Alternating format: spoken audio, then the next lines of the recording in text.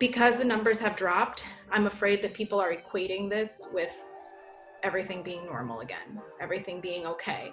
And the truth is, we still don't know so much about this virus. It's so incredibly new. We don't know. My name is Kelley Cabrera. I'm a registered nurse at Jacobi Medical Center in the Bronx in the emergency department, and I'm the president of the local bargaining unit for NYSNA at Jacobi.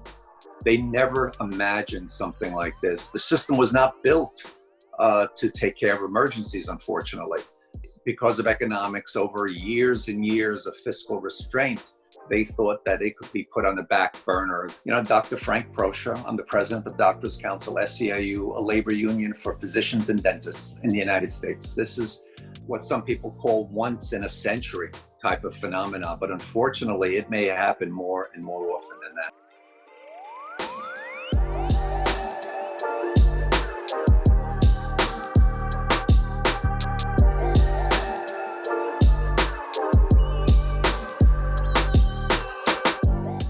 Let's start with you, Kelley.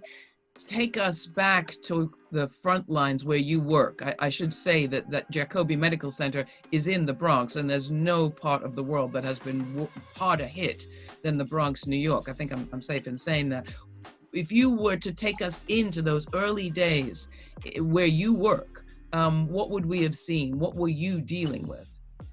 We're in the Bronx, which has the worst health outcomes at baseline in the state, unfortunately. So you can imagine what that meant for our patients coming in with COVID. And we're seeing it now, the racial disparities.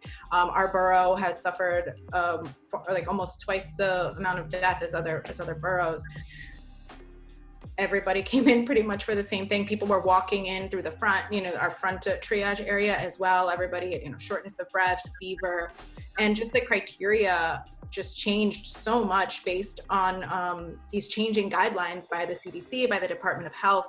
It just caused so much chaos and confusion, I think, at the beginning.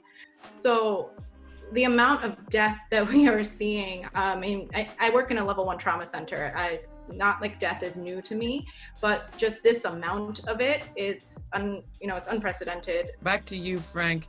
I'm going to ask you to just tell us a tiny bit about the Doctors Council, which I was not aware of until now. We're a national union under the Service Employees International Union. We are a labor union just for physicians and dentists. We have doctors here in New York, New Jersey, Pennsylvania, and Illinois. A lot of times doctors thought that they were well off. They did okay. They survived this and that. But their autonomy over the years would bring sporadic calls to us saying, they're losing the ability to treat people that they wanted this particular way because their employer is telling them they can't do that. They have to follow this protocol or what. Even though it's against what they know. Now this COVID, pandemic, it's showing the fragility of the whole system. Doctors are a cog on the wheel, just like any other employee. And this shows the frailty. When workers have to stand up and start advocating, start pushing back and fighting, that says something. Fortunately, unions create the bar that the non-union workers could try to achieve. I applaud what's happening in the New York City Council. They're pushing that, whistleblower legislation in terms of, a just cause provision that if there's any healthcare workers that believe that there's something going wrong or awry at their facility, they could report it without losing their job. Fortunately for unions like NYSNA and, Doctors Council, SEIU, we have those protections built into our contracts. Non-union workers need those whistleblower legislation. We have to learn from the lessons that we've seen here. Unfortunately, I don't know if Congress is actually listening. Kelley, to you, talk about this moment, what you're facing. Are you still in a crisis? How would you describe that crisis? And what would have made this moment better if we had done it earlier?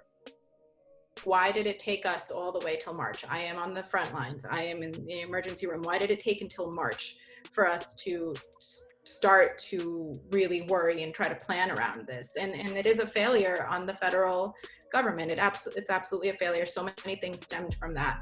Right now in our emergency rooms, we are seeing a lot less patients than we did before. A lot of that is attributed to the social distancing, which has been working Unfortunately, we can't live like this forever. So, and obviously everybody wants to go back to normal, which, you know, the conversation then needs to be like, what was normal before? Did our healthcare system function well before? Obviously not. And so our biggest battle right now, I think, is trying to prepare for what this reopening may look like. We need to ensure that we have adequate testing. We need contact tracing. We need all these measures to be put in place, because we cannot make the same mistake twice. You know, we're almost certain that there will be another wave.